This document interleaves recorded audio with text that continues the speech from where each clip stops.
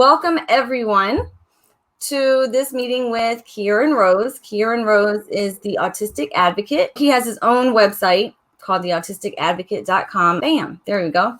So this is his website, theautisticadvocate.com, and he's also on Facebook. He's on all of the social medias as the Autistic Advocate. He has a fantastic blog that I've been following for ever, and he has such an insightful view of all of the things neurodiversity related. You have courses coming up or some classes on your? Yeah, I've got my school coming out in the summer, hopefully, which is basically it's my training but put up online. So at the minute there's a lot of filming, a lot of editing to be done because there's about 30 hours of content there. So but it's literally everything related to autism, being autistic, neurodiversity, the challenges that we face, and everything really. I want to first do an Autism 101. I know that it's like way more massive than this, but we have a lot of teachers, a lot of administrators in here. Yeah. And this year coming up, they might see that they have an autistic child on their roster, maybe one that is non-speaking, maybe one that has co-occurring conditions. And hold on, I wrote notes. So I want you to tell us like what autism is. Mm-hmm. What are those levels and labels that come with those diagnoses that they're still using? What do they mean? What should these teachers and administrators keep in mind about these co-occurring conditions? So just kind of the basics of what should these teachers keep in mind, what should these administrators keep in mind when they have a new kid coming in diagnosed with autism and all of these other labels that come with them. Okay. All of the things. Just all of that in 10 seconds. After the hour-long introduction. So autism, first of all, autism really isn't a thing.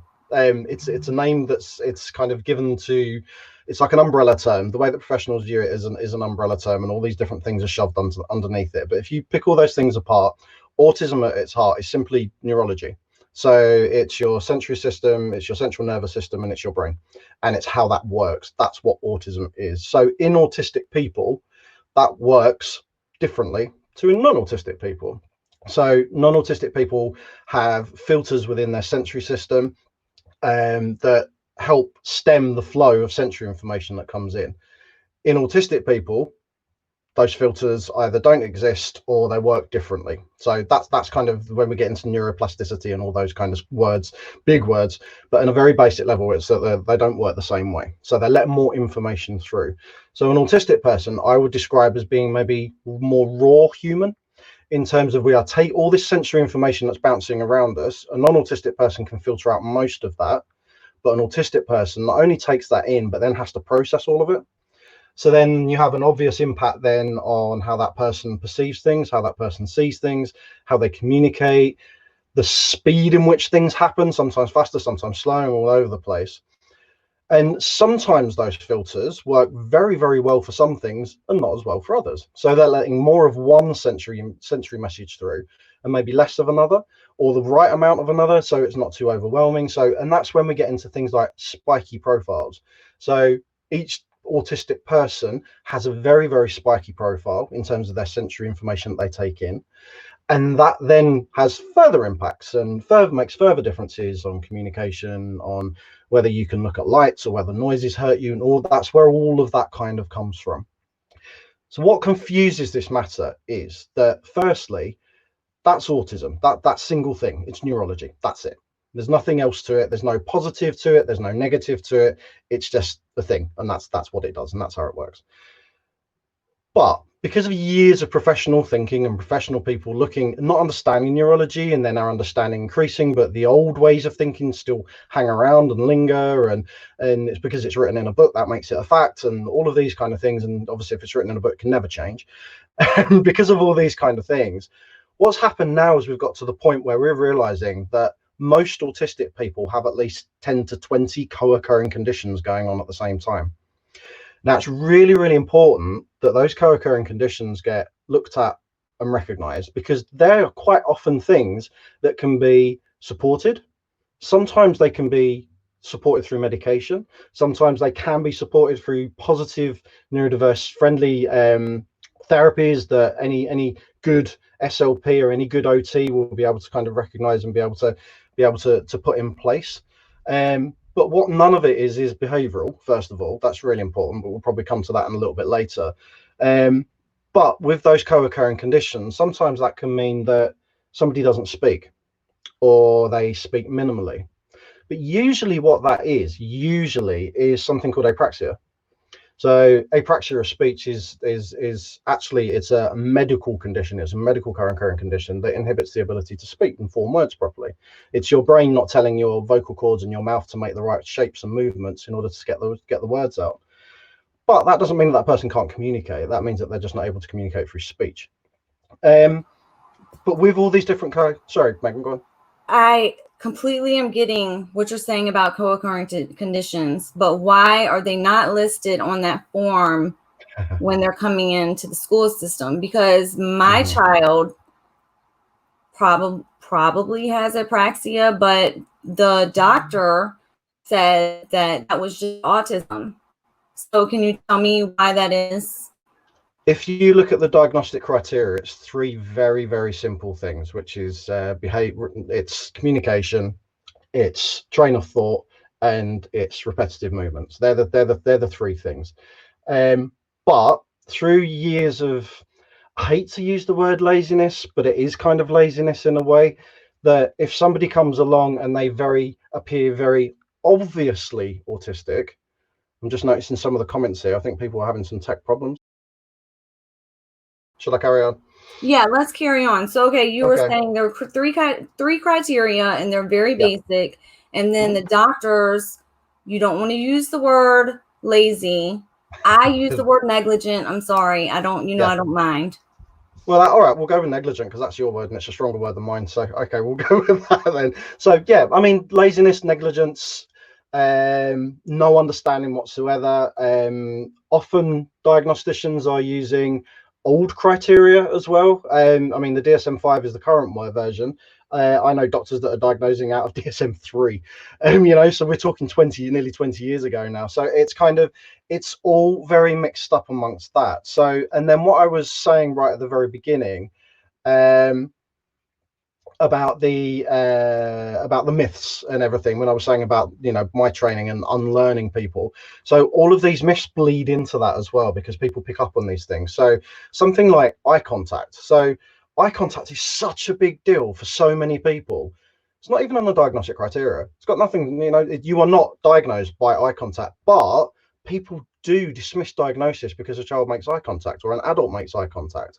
So it's all this perception and this myth and these preconceived notions. It's confirmation bias, really, that you have all this information and then it bleeds into what you think. So you see what you expect to see because you have all these preconceived notions and all this misunderstanding. So what happened way back in the early 80s was that they came up with this idea of the spectrum. So, which was this linear gradient where you had severely autistic at one end and you had high functioning or Asperger's at the other end. And the reason that they did that was because they had very little understanding of these concepts of co-occurring conditions. Everything they saw, they thought was attached to autism in some way. It was all part of autism.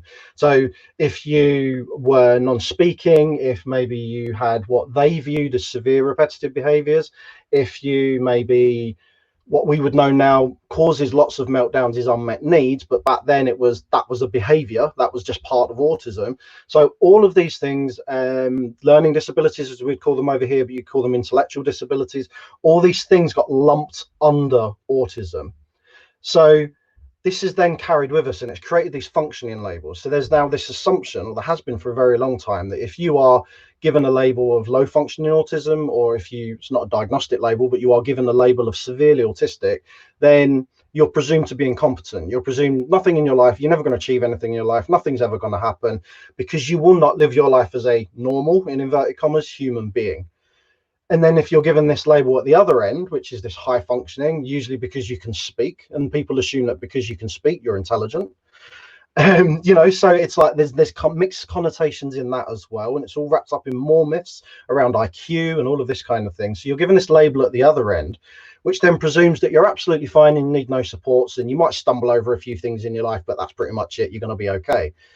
So then there's this huge gulf in the middle, which is missed out really, which is where CANAS or classic autism came in, which really confuses things.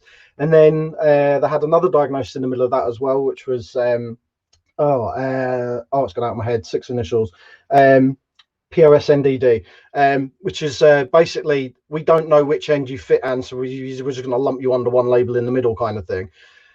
And then people get supported differently based on these labels, and people get presumed to either be competent or incompetent because of these labels. And it's just a load of rubbish. It's absolute load of rubbish, that just because you can't speak does not mean you don't have intelligence, and doesn't mean you can't achieve things in your life. Your life might look different to normal, again in inverted commas, but it still doesn't mean that you can't live a full and fulfilling life, and a rewarding life at that. I know people who have that label who've gone on to be cosmologists and scientists, doing the most incredible things. Their job titles are words I can't even pronounce, And I know people who are at the other end, as we would call it, the other end of the spectrum. I hate that word spectrum because it's just rubbish. But at the other end, whose lives are car crashes over and over and over and over and over, unable to achieve the things that they want to achieve, literally because they're tripping over themselves the whole time, because they assume they've taken this message from outside that they should be able to do these things that everybody else does. So it's just a huge mess. And now this has all been replaced by a number system where it's like this 1, 2, and 3, which are effectively the same thing. It's supposedly it's if you're level 1, you need less support. If you're level 3, you need lots of support. But actually, it doesn't always work like that. And it's you can cross any autistic person, any speaking autistic person can go from 3 to 1. But any non-speaking person, autistic person, is still stuck in that number 3 because they don't speak, because they don't form words like everybody else forms words. And it's rubbish. It's absolute rubbish. And this is something I've been saying a lot recently, because I've been doing a lot of talks. Obviously, usually I write more than I talk, but obviously because we're stuck at home, I'm doing more over the internet. I hate speaking. Now, you wouldn't know that because I can go off on a rant and go on for hours kind of thing, but speaking is really inefficient for me. I can sit and write for 3 hours and put out 20,000 words, and it's the most beautiful, eloquent thing. I know exactly which word goes where, but I speak like this. I have to think about what I'm saying, and that makes it twice as hard because I'm constantly having to edit and think while I'm talking, and it's just an awful way of communicating for me, and so many other people feel the same as well. And how tired are you going to be after this talk? Oh, I'll be exhausted. I could sit, if I sat and wrote for the length of time that we will be sitting talking, I'll be fine. I can go off and do other things. But at the end of this talk, I'll probably have to go to bed because I'll be knackered. So that's the difference. Until 1:30 today before our thing, because speaking, it is also exhausting for me. And I've been this month, I've done more on camera just with communicating with the Zoom chats and stuff than I've ever done before. And it has been exhausting for me. So I can just imagine how it is for you as well. Yeah.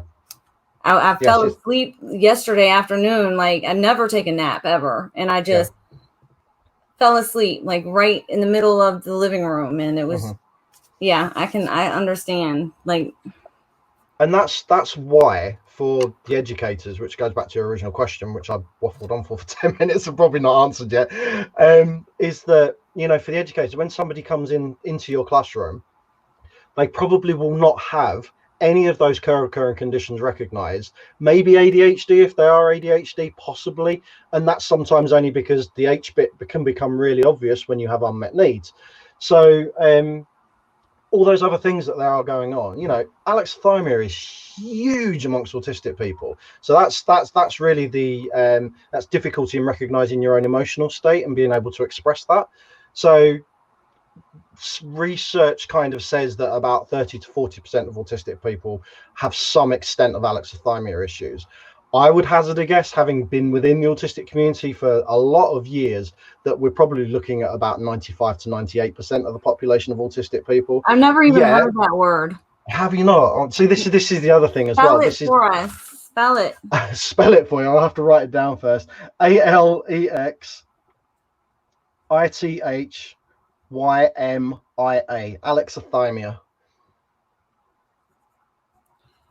I think I may have seen this written now that I have, but I mean, not, but from the autistic population, I haven't ever heard it from a doctor or anything So like if you think about interoceptive issues, so within your sensory system, interoception is one of the senses, and that's the internal messages that get passed around your body. Now, lots of autistic people, especially people who are autistic and maybe lean more towards dyspraxia, can have interoceptive issues. So it's the interoception of emotion, basically. It's about those emotional messages being passed around your body and your brain either not recognizing them and not being able to process them. So you might feel angry and not know that you are angry, or you might be scared and not know that you are scared. Now, your body will react in that way. Your body might react in a scared way. Your body might react to that anger as it would if you were aware of it. But you in your head have no realization that that is the emotion you are feeling in that thing.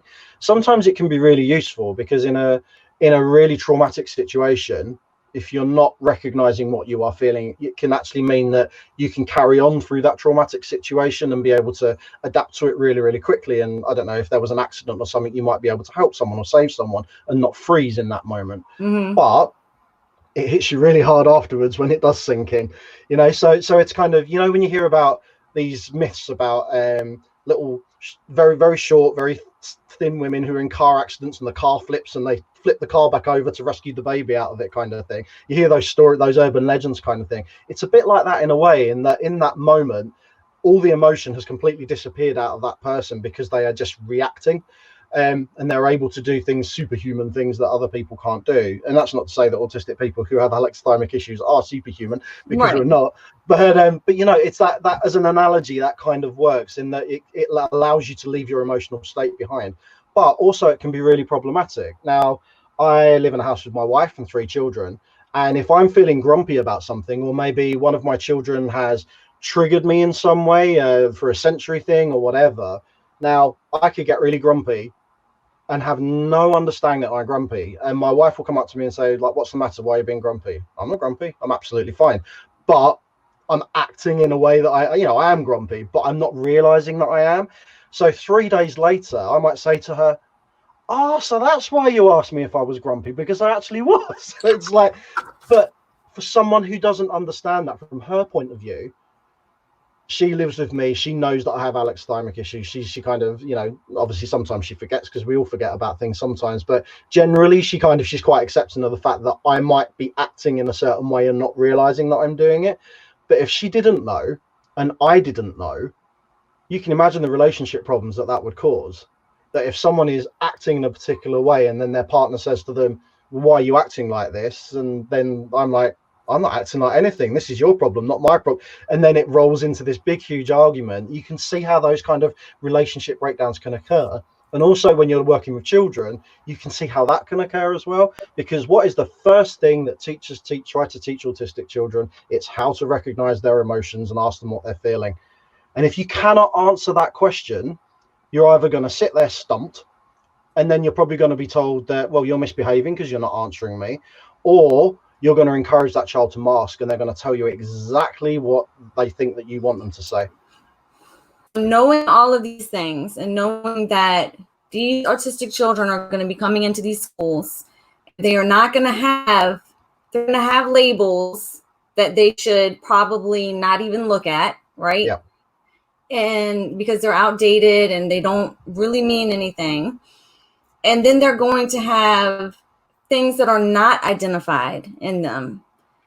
And these are things that they should be on the lookout for. And not to say that they are being bad or that they are being difficult or that they are having behaviors or whatever, but they're going to have these co-occurring conditions that you said maybe 10 to 20 co-occurring conditions that have never been identified. They're not on the paperwork.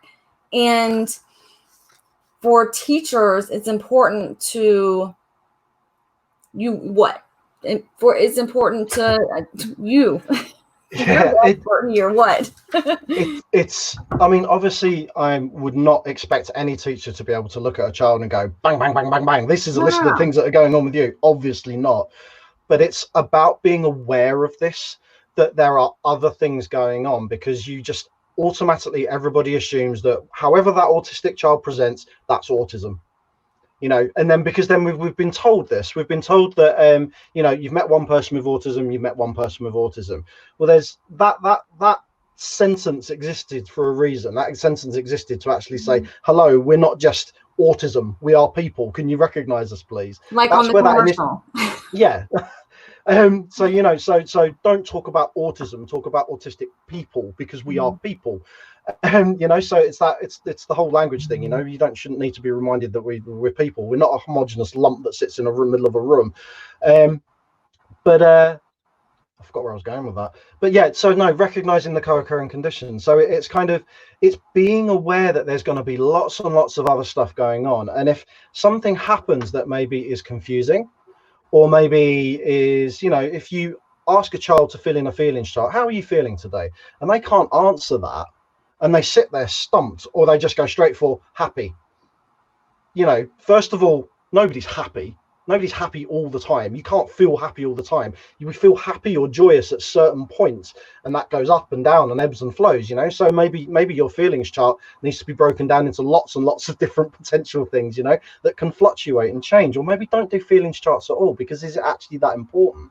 You know, it's kind of, obviously if someone's devastatingly upset, or but also looking out for things like if there is a situation where you would assume someone would react maybe in an upset way, but they don't. Or if you would assume that they would get angry, or that they don't. Or indeed, if you look at a situation and think that someone's got angry disproportionately, actually maybe it's not disproportionately, because to them it might be really, really important. So, you know, so that's just emotions. That's just one thing. And there's all these other things going on, like dyspraxia, like ADHD, like, I mean, I've got, I can send it to you, Megan, actually. I've identified over 100 different co-occurring conditions. I know So you where have, do you, Kieran. and where do you even see start that. with this? Where do you even start with this? This is the thing. And over half of those co-occurring conditions are actually ones that are handed to us, because they're related to mental health. They're related to burnout. You know, all of these, they're physical conditions that come from stress. You know, so they're not actually ones that are present from birth, like ADHD and dyspraxia, all of these things. And this is why you can't learn about autism in a 3-hour training course, or in a 2-day training course, or a 1-day training course. You know, this is why you need to just basically get rid of every assumption that you have, and look at the individual, and start looking at their needs, their individual needs. Forget about autism, because there are no strategies for autism, because autistic people are very different, as we've established. Forget about maybe even the names of co-occurring conditions. Look at need. What does that person need? If you do something that helps them, that works for them, brilliant. Don't assume it's going to work then for the next child, or the next one, or the next one. You can't have checklists. This is about taking an individual, breaking down that individual, and putting them back together again, and thinking, what can I do for you? And that's really hard when you have a class of 30 kids. So I'm going to mitigate that, because, you know, effectively what I'm asking is an impossible job, but you have to do your best within that. But the thing is, as well, as we were saying before we came on air, if you meet the needs of, weakest isn't the right word, but the weakest person in the room, you know, like if they always say about hikers, if you walk to the pace of the slowest hiker, because they're the person that needs the support the most. If you do that, you support everybody in that room. That's real inclusion. If you design your classroom around that person, the person that's least able to access it, then everybody can access it. That's it. I mean, obviously you have outliers to that who need additional things. Everybody needs additional things because they're individuals, but on a very, very basic level, if you meet the needs of the person that needs the most, then you meet the needs of most people. That's what inclusion is. And it takes effort. Yeah, it does. It takes a lot of work. It takes a lot of thought. But also, even if you think environmentally, you can't meet everybody's needs environmentally, but on a baseline you can. You know, most people don't like really bright lights glaring in their face, so turn the lights down, change the bulbs, dim them a little bit. You know, it's like just little things like that. Most people don't like huge loud noises while they're trying to concentrate, so you know, you turn those noises down. And there are little things that individual people might need. So if someone does need loud noise, then maybe Headphones. You know, so you are meeting the needs of most people, and then you look at individual needs on top of that. I can't hear myself now. I put them in wrong. But you know, so it's all about this. It's looking at the individual needs of the individual person that is in front of you. But teachers, educators, professionals are taught, you know, here's my autism checklist. Tick, tick, tick, tick, tick, tick, tick. We've given you all this. Why isn't it working? Well, you know, they must be severely autistic, or, you know, it must be behavioral, or, you know, and then you get into the realms of challenging behavior and all of this kind of thing. And the thing that comes back to there is who's challenging who in all of this, really, who is challenging who? And usually it's the adults, it's the environment, it's the people around the autistic person that's challenging them. And then, you know, it's a mess. And again, it comes back to needing to unlearn all of this stuff that we have been told. And we talked about how hard it was. Well, not hard, but it takes effort to do it, to get this type of, I think somebody else called it a universal design. Yeah, it is. Somebody said that. Yeah. That's an architect. Yeah, and there's an architectural phrase called universal design, which is about building buildings that are universally inclusive for all people. Yeah. So, you know, which to an extent, like I said, it's impossible to meet everybody's needs, but you can kind of hit the benchmark in the middle and meet most people's needs on a very basic level. And that's the education that's universally designed, is exactly the same kind of thought process. And it takes a lot of planning and a lot of effort on the front end. And that's in the book that we're reading. Have you read the book yet? I don't know. I couldn't remember if you. Mona's book. Yes, I have. I read it last year when it came out. She talks a lot about that, about putting all this effort on the front end. You know, It does take a lot of effort. It takes a lot of planning. It takes a lot of staging. It takes a lot of learning and unlearning. But if you put it in on the front end, you have got all of this good stuff happening on the back end, and you don't have to go extinguish fires. You don't have to deal with all of these behaviors, which we know are not behaviors. We know they are the children adapting to the environment that was not set up correctly in the first place. But yeah, I just feel like it's worth the effort to do it. I feel like it is. It absolutely is, because if you this is something that autistic people can't do, apparently. If you step back and look at the bigger picture, okay, and you take your autistic child that's trying to access education. So that autistic child is making hundreds and thousands of reasonable adjustments just to be in the building. Yeah. Without being asked to, without anything being written down, without any professionals going through and saying, well, you know, do you need this? Do you need that? That child just automatically makes all these reasonable adjustments for everyone else. So that child is doing all of the work. Now, when it comes to giving the child reasonable adjustments, what has to happen? I don't know the exact process in the US, but in the UK, usually it's that parents and schools have to apply for an educational healthcare plan, where lots of professionals sit down and decide what that child needs to be able to get what they want. Usually it's knocked back about 20 times, and it's all about compromise. And, you know, well, they can't have that because it costs 2 cents more than it should do, or whatever. You know, so all of this goes in place. So all of that is about them meeting needs of the child. All this professional meetings and conferences and paperwork and all of this, and that child is expected just to make thousands of reasonable adjustments without even having to think about it. So when you flip it around and look at it like that way, who's doing all the work in that?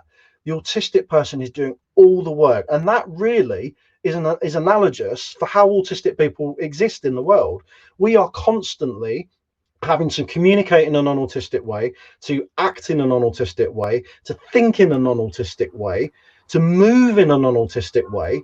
So all of these compromises, all of these reasonable adjustments that we are making all of the time to fit in with everybody else, and yet nobody actually makes any adjustments for us whatsoever. You know, nobody changes their communication style. Nobody moves in the way that we need them to move.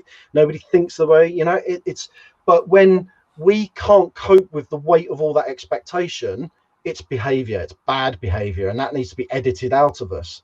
But when a non-autistic person is, you know, they're living in their comfortable, quiet little kind of thing, getting on with whatever they do, not having to make adjustments for anybody, that's not behavior, apparently. It's privilege. That's what it comes down to. It's you know, the whole Black Lives Matter movement that's happening at the moment, this movement that's happening all over the world, it again is really analogous to what is happening amongst the autistic community in terms of, So many parallels. there are so many parallels, and that's not to say that, you know, that I experience anything that a Black person experiences, because I do not. But for a Black autistic, it's even worse than I have it, you know. So there's like double the impact on there. But it's all about the Black person making reasonable adjustments for everybody else, having to fit in with a society that doesn't really want them there, doesn't want them to let them be who they are, and all of it's all analogous, and it's all exactly the same, and it all comes back to privilege. There's white privilege, and then there's non-autistic privilege, and that's currently the world that we exist in. And that's where the masking comes in, because Yeah. and this is a great segue to talk about that. Can you tell, as if you're talking to people that have never even heard the word masking, like what is masking? Right. Why is it dangerous for our children? Why do kids even feel the need to mask? Sure. Tell us about masking. So masking at its heart is a trauma response. So I've got just if I'm look like I'm looking funny, it's because I'm reading off of one of my PowerPoints at the moment. I've been tinkering with a definition for the last 10 years about this, and I've kind of got it down to a place where I'm reasonably happy with it. Still not perfect, but it's a bit of a mouthful, so bear with me. So masking is a trauma response. It's a psychological safety mechanism made up of complex layers of physical, emotional, and social actions, which an autistic person is driven to use to self-protect. And this happens by applying in fluctuating degrees, often uncontextualized and sometimes rehearsed learnt behaviors to appropriate situations, while simultaneously suppressing both natural behaviors and self-identity. And all this happens partly consciously, with the person quickly learning to dissociate from the act, and from then on subconsciously, preemptive, reactive, and unplanned, and all at great mental and physical cost. So to break that down, it's quite a lot. So you're talking about a trauma response, you're talking about it's a safety mechanism, you're talking about some strategies, you're talking about consciously rehearsing things, you're talking about it then becoming dissociative behavior as you are invalidated more and more and more, and then effectively you don't even know that you're doing it. So it starts from literally day one, from the moment that you're born, and it goes on to, well, to the point where you just can't sustain it anymore, which is then when we lead to autistic burnout. We're talking about that next. I've been rereading The Edge of the Playground. I know I talked about this last time, and Michaela talks about masking so vividly in her book, and it talks about just not being able to understand what was happening, yet knowing that if she wanted to enter that world, she would have to really start mimicking the other people around her. Yeah. And the price for that admission was almost losing herself and not knowing.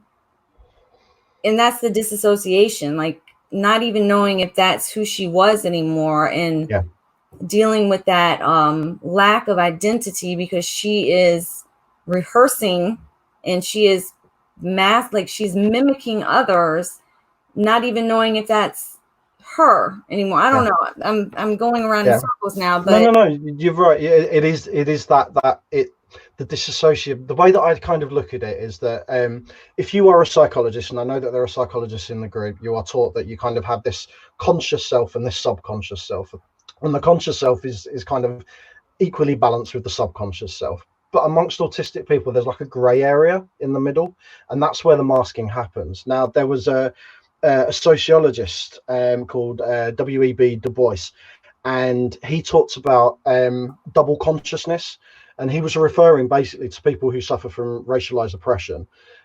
So people who are Black, who live in a racially oppressed environment, have to present a certain version of themselves. And eventually it gets to the point where that version of themselves that they present is them. So they've suppressed who they really are, and all they then present is this outward persona of who everybody else expects them to be. And that's pretty much the same principle that applies with autistic masking. But when you learn about, when you are a child, you're not obviously consciously learning this stuff, but you become aware pretty quickly that people invalidate your needs very, very, very, very easily, that people single you out for certain acting in certain ways, that other people kind of get rewarded for acting in certain ways. So then it's really, really a conscious step to take a step to follow that. You do start mirroring, you do start acting, and certain parts of that you carry with you that you still do consciously, like rehearsing things. You know, it's like I'm yet to find an autistic person that hasn't ever stood in front of a mirror and rehearsed what they were going to say in certain situations, or talk to a poster, or, you know, or anything like that, talk to themselves. But it becomes a subconscious thing where you don't walk into a room and think, right, tonight I'm going to talk about this, and you put this mask on. That's not what happens, because it's a subconscious thing that's constantly being edited and picked up and put down.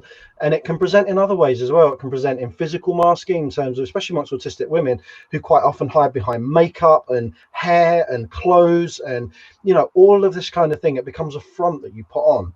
Now, lots of people will be listening to this and thinking, well, all humans do this kind of stuff, you know? True. We do, which is adaptive behavior, and all humans do this kind of stuff to an extent, but not to the extent where it takes over your life and you are no longer the person who you are supposed to be. When you are presenting a front 100% of the time, and even to yourself, and the real person who is underneath kind of screaming and crying to get out gets more and more and more squashed and suppressed. And it's under the threat of, if your real self were to be shown, it would come at a terrible cost, because you would be basically canceled out of any type of social interaction or acceptance, period. Yeah, because if you think of humans as animals, which we are, so we're all still subject to herding behavior. So anybody that kind of is a little bit different or is a bit of an outlier gets pushed to the outside of the herd. And then when you're pushed to the outside of the herd, you're more likely to be picked off by predators. So on a very basic animalistic kind of, fawning's part of masking, yes, Irene. So on a very basic level, there is a fear there that you are going to be pushed to the outside of the herd and you're going to be picked off by predators, which is generally what does happen. So when you live in an unmasked way, when the mask does not have control of you, but you have control of the mask, you are more authentically you. You are more authentically autistic. So you will behave in a more autistic way. You'll be more likely to use direct language. You might stim openly. All of these different things that kind of separate us from other people. But people fear difference. And when people see behavior like that, they single you out, they bully you, they shun you, they hurt you. All of this happens to autistic people, even who mask, but it doesn't happen to the extent that it could happen. Because if you walked around unmasked the whole time, then you are more likely to be victimized, to be singled out, and all of this kind of stuff. And yes, someone just said about fawning. Fawning very much makes part of the mask, because most autistic people who mask people please to some extent. So it's like what I said earlier about the child, about their emotions, telling you what they think what they think that you want them to say. Even when you go, the amount of people who are going for a diagnosis as an adult that have come to me and said, well, I've got this form to fill in, can you look at what my answers are?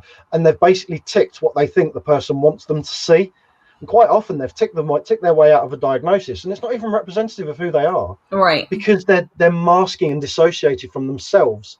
They don't even realize that they're doing it, and this is the worst thing. But lots of autistic people come to realize that they're autistic later in life, because of the physical toll of masking, because this is exhausting, absolutely exhausting. And it gets to a point where you can't do it anymore. And your mask kind of cracks or it drops off. And then, you're into a whole new realm of territory there. Somebody put up here, this is why it's so important to listen to the autistic community and to engage with the autistic community. And it's such an important point.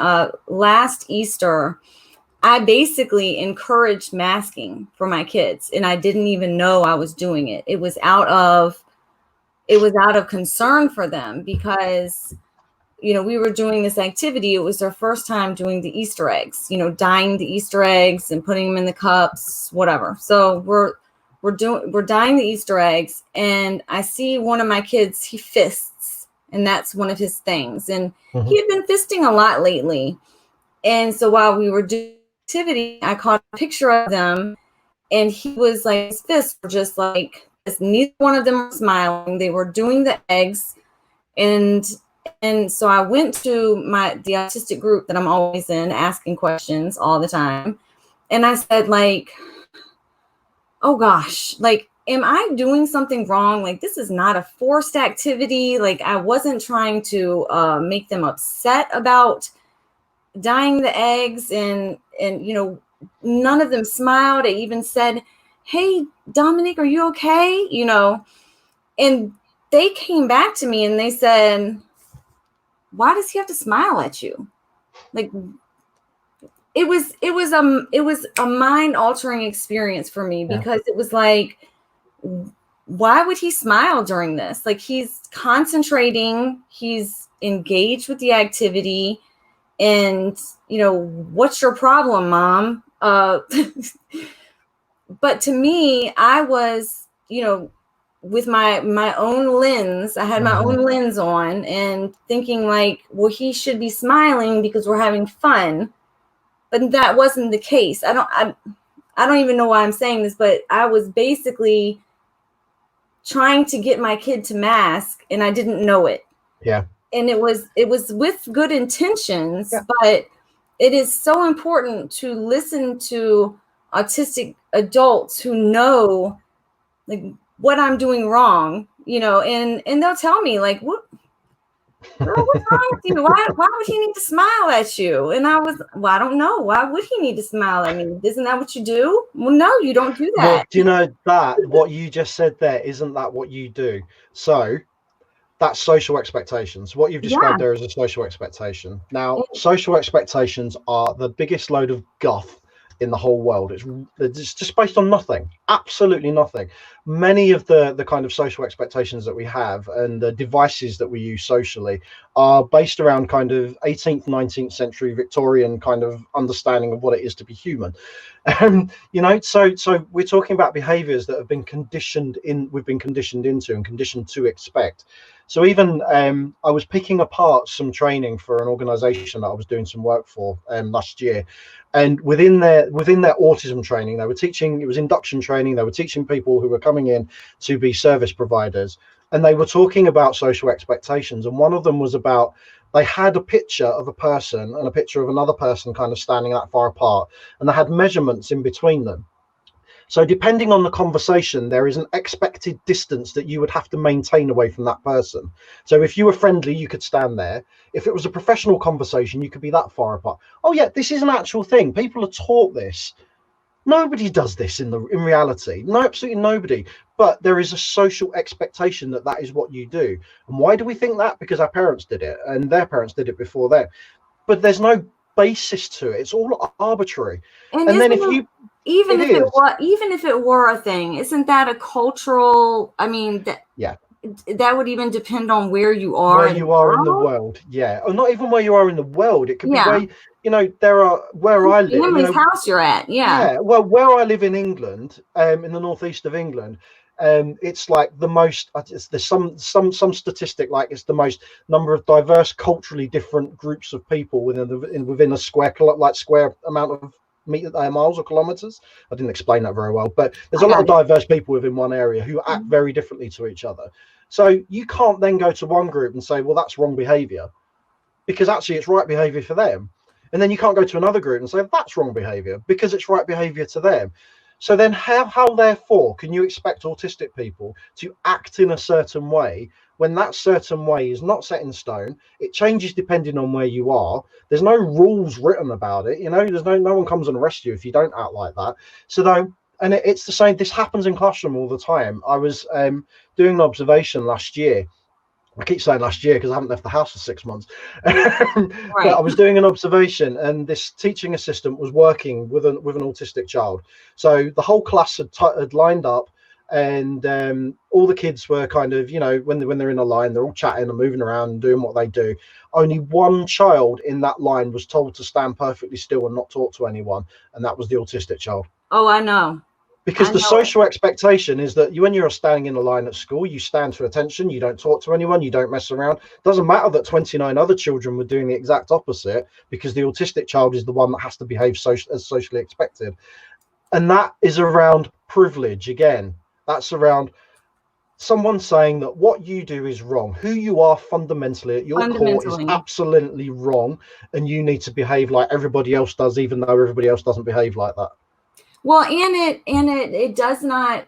I will say it starts from the very, very beginning with the doctors who are saying this to the parents, and it's almost as if you're like, what your kid acts like right now is how they're going to be for the rest of their life. This is what parents are thinking. Like, if you don't fix that, if you don't, change them, it's as if they're 3 years old until they grow up to adulthood, unless you I hate this, but unless you train them not to be, right? Yeah. So while all these other kindergartners are going around, or 3-year-olds, 4-year-olds going around being developmentally appropriate, playing, doing whatever they want to do, with that different types of seating, flexible seating, and they're on the little bouncy balls with their computers and stuff. But no, that autistic kid needs to learn. Yeah. So that autistic child needs to be in the seat with his bottom still. Yeah. It is wrong. And that all comes back to, again, what I was talking about at the beginning about the unlearning. Because the reason that notion, that childlike kind of perception, that filter that society has about autistic people, that they are children, the reason that exists is because right back at the beginning, when you're looking at Grunya Sakharova back in the 20s, you're looking at Hans Asperger in the 40s, Kanner in the late 40s and 50s. When you're looking at those things, you've got neurotribes there. When you are looking at the understanding of autism, it was very focused on children, particularly boys. Not only boys, but particularly boys, but children. So then when you have the rise of the parent-led charities from the 1960s onwards, it was all focused on children. When you look at the behavioral therapies that were established in the 1960s, it was all focused on changing the behaviors of children. So we've got this idea culturally and perceptually that autism is a childhood thing. It was even called childhood autism at one point. And that's part because they didn't understand that society had created this society that forced autistic people to mask and hide who they were, first of all, on the one hand. But on the other hand, it's almost as if that if you don't get an intervention in early and change that child, you're eventually going to have to write them off. And they're the two ideas that kind of come together, that you've got this masking that basically covers up being autistic. And then you've got this other idea where you've got a child, because autism is only children, and that child has to be changed. Otherwise, you're going to write them off at a very early age. So those two things come together and form this notion in people's head that autism is children. And then that's where the competence thing comes in, that you presume that someone is incompetent because they're childlike. So when you look at people who are intellectually disabled, they are compared to children constantly. Oh, they've got the mental age of a 4-year-old. Or, oh, look, they're doing what that other child does. So even if that's an adult, they are seen as a child. So the moment you are autistic, you are, and then, you've got all these things like the jigsaw pieces and the rainbow colors and all of this kind of thing, which is all child stuff. It's all children's things. And so this cultural perception has been brought up that we are children. We're Peter Pan, effectively. We never grow up. We stay as children forever. Right. And then that makes it easy when a child, because, how things work with children, adults have power over children. Adults make decisions for children. Adults have power over autistic people. Adults make decisions for autistic people because we're children and we're not competent enough to do this for ourselves, because we live differently and we act differently and we don't live up to social expectations. It's just a mess. The whole thing is just a mess. And it's cannot talk about autism without the whole thing becoming this huge thing about how messed up society is. And it's all about power, and it even draws in onto aspects of capitalism and all things like that, because that's about hierarchies and keeping people in certain positions. And big business. It's all mixed up together. It really, really is. And everyone just brains and then melt out of the corner of their ears. Because it is heavy. But it's worth the fight. And it's worth changing. And there is a whole lot of heavy stuff to work through and to fight through. And there's big business, there's money, there's a whole lot to change, but we can change it. We can. You're changing it all the time. I mean, you This group, this group is changing it. The fact yeah, that all of you lovely people have come together to read what, firstly, is a brilliant book, which really breaks down the whole, a lot of the stuff that we're talking about, all these notions around kind of reframing things and looking at things through different lenses and looking at behavior through different lenses, and recognizing the part that you play in your child's behavior, which is usually a bigger part than the actual child's behavior. So all of these concepts, you guys are changing things just by literally being together and doing this, and that's kudos to you. But all of this, what I said there about, that we are seen through childlike, this lens of being children and stuff, that's why all these therapies exist, because of this. It's, if you do not, as an autistic person, if you do not directly go through something, a behavioral therapy like ABA or PBS or PBSI or anything, you are still ABA'd through society, because you still, this is another reason why masking exists. You are taught that you have to behave in certain ways, that it is inappropriate to behave in other ways. But if your neurology stops you from acting in certain ways which are expected, there is nothing you can do about that other than pretend to be someone that you aren't. And that's really dangerous and damaging. Yeah. I have a long comment, and we're gonna have to go up if it, let's see. Oh, I don't even think we can go up any farther. Kieran says, to meet the needs of our students, we should throw away assumptions, but the theories of psychology are built on one assumption after another. Yeah. We cannot really advance our methods until we change those theories. Psychologists have predetermined what behaviors are normal, and they have granted adult authorities the right to decide what behaviors are normal. Psychologists also decided what normal is based on the thinking, learning, sensing styles. To be in that field, one must be, I can't even see the rest of it when they're so long, but I think that basically kind of sums up what we're saying exactly. Yeah. Is that, yeah. and especially, and I want to bring it back to the education system, because I think that we could probably talk for 5 hours, but we can't.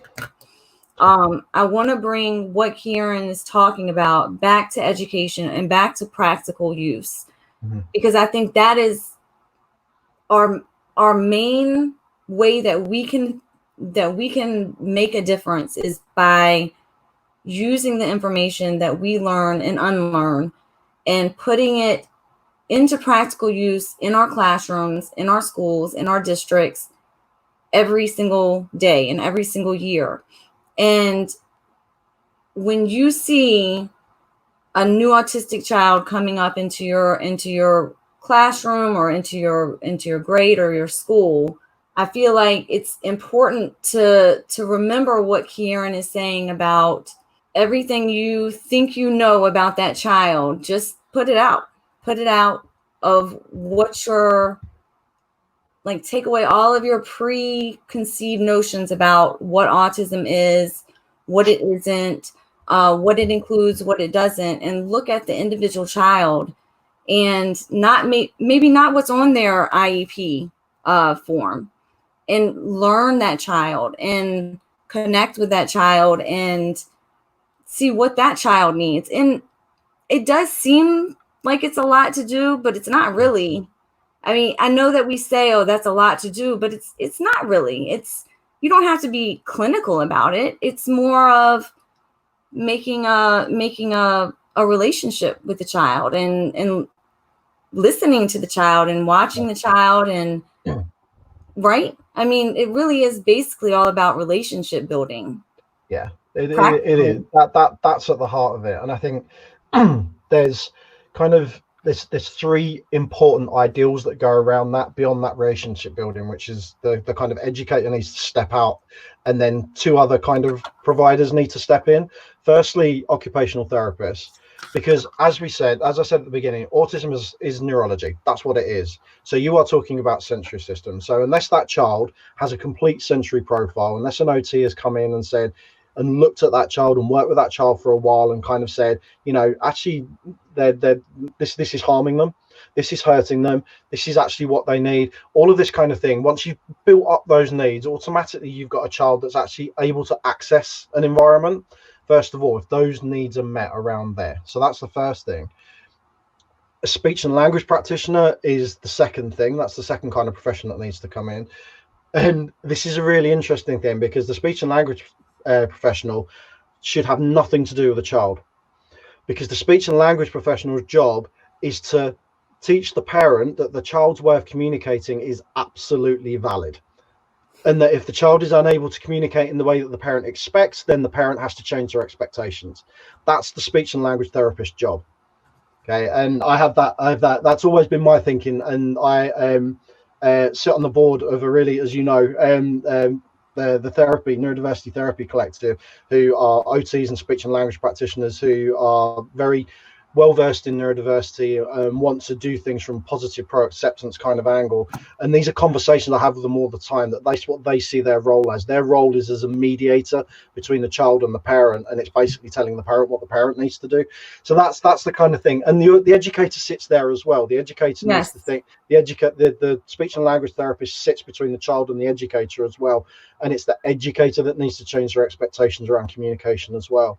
The third thing, and actually I noticed a comment there that actually kind of led into this a little way up, is about peers and about peer acceptance, because that's the third thing that needs to happen. Notice that none of these things are about changing the child, because peer acceptance is really important, because peers pick up on cues from adults. Children pick up on cues from adults. That's where they learn all their bias. That's where they learn to be bigoted. That's where they learn positive behavior as well. All of it is picked up from parents and teachers and adults around them.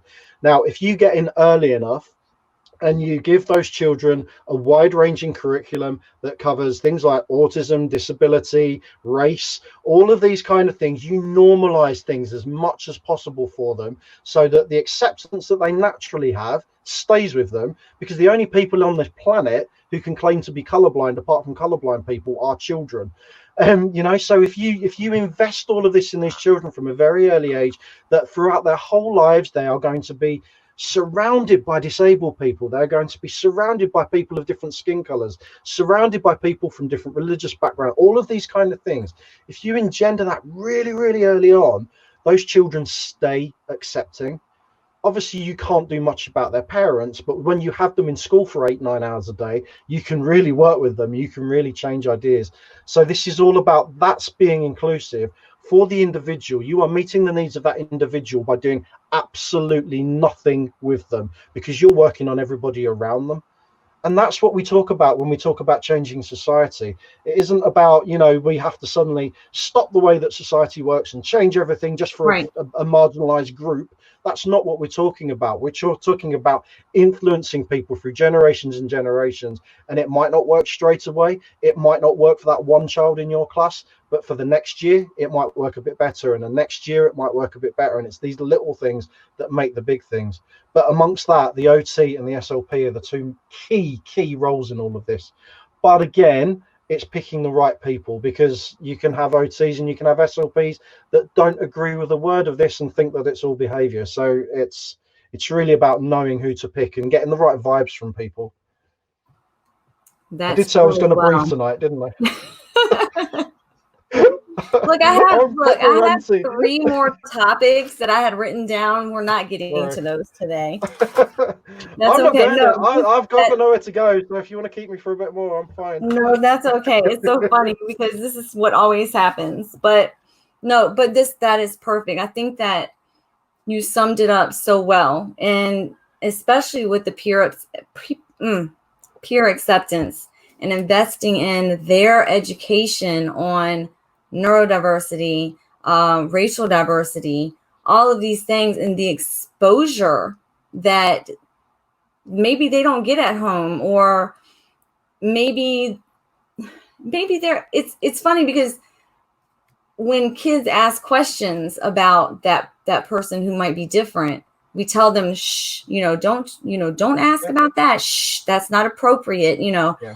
But in all honesty, they just really want to know. Like, they want to know, why does that person do this? Why does that person do that? They're not asking because they're judging already.